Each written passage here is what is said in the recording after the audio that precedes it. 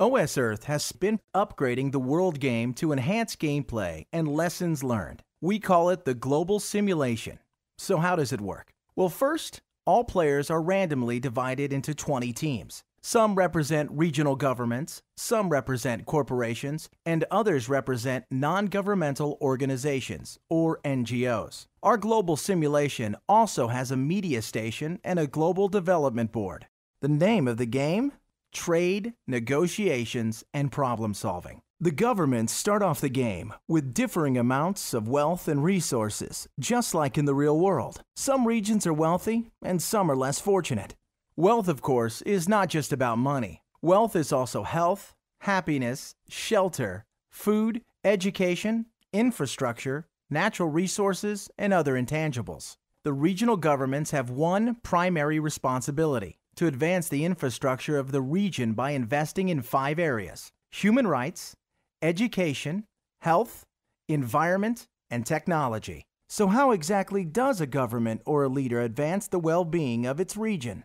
Success will depend on the relationships they build with corporations and NGOs to negotiate the right price when buying solutions to solve their human rights, education, health, environment, and technology problems. In the game, these solutions come in the form of cards.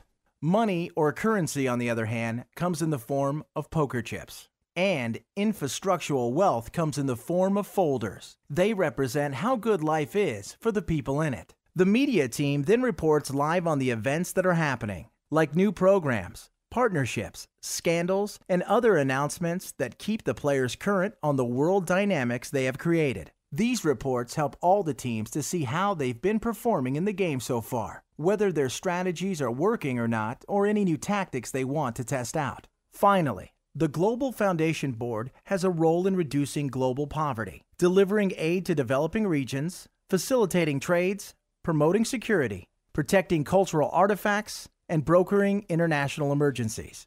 All teams have one common goal: to make their world a better place. But again, just like in the real world, it's a long journey fraught with tension. In the game, all teams have to spend several hours of intense trading, negotiating, and creative problem solving. There are 3 rounds of play in which the teams need to figure out how to get what they need and want, and the best way to do so.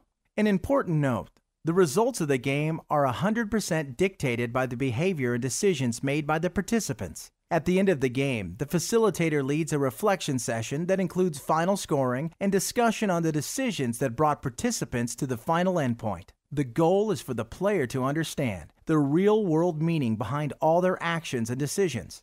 In the end, players understand that every decision has a consequence. The post-game experience begins when the participants return to their daily lives and weigh how their decisions affect others directly or indirectly.